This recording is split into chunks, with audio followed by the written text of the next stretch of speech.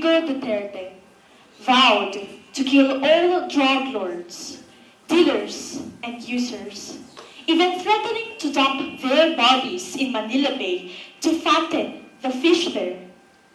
We may have perhaps dismissed it and laughed at it out of surprise, yet with a tinge of concern. Months later, images of blood, of bodies in the streets, of cardboards carrying their warnings ensued.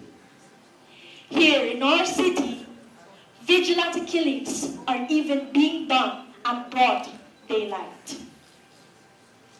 To our Board of Judges, guests, and spectators, a pleasant morning.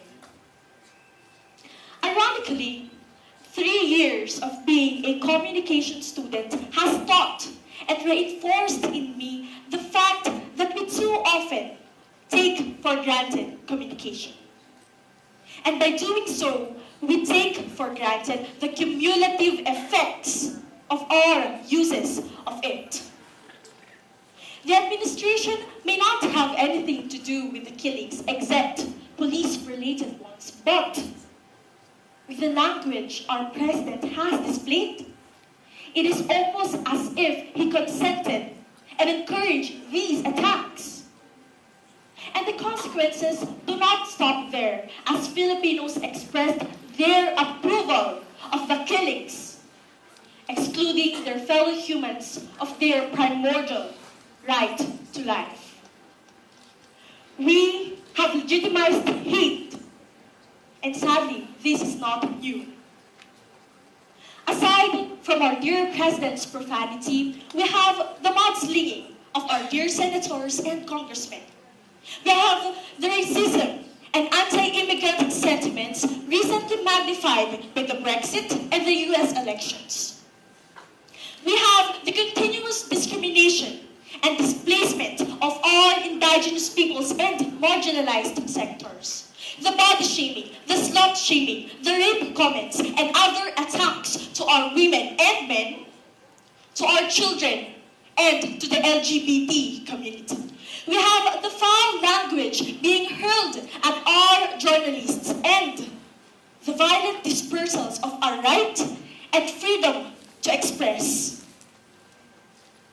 All these are acts of hatred done through communication, be it verbal and non-verbal, mediated and actual. May these instances make us realize how undeniably easy it is for us to bring about a culture of inequality and oppression simply in our communication. So, with all these, some of us are perhaps left feeling hopeless and helpless. What do we do? Can we even do something? Our ability to breed hatred is as ample as our ability for a more positive and progressive change. We do not need to do anything else. We simply need to reflect on this. The privileges we enjoy now, which our predecessors have fought for in the past, were ultimately made possible by communication. For it is our ability to communicate that aids the fighter in us where change roots from. So, if we wonder why we have a culture of bigotry, hegemony, and misogyny, if we wonder why we still haven't changed for the better, we must ask ourselves alone. For the very realities we live in are products of people's interactions and communicative choices.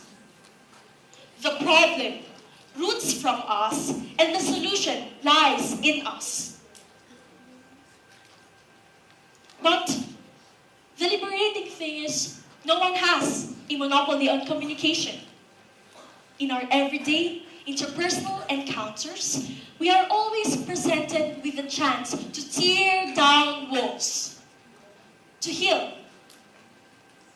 And I believe that one of the fundamental changes we need to start undergoing is to start healing.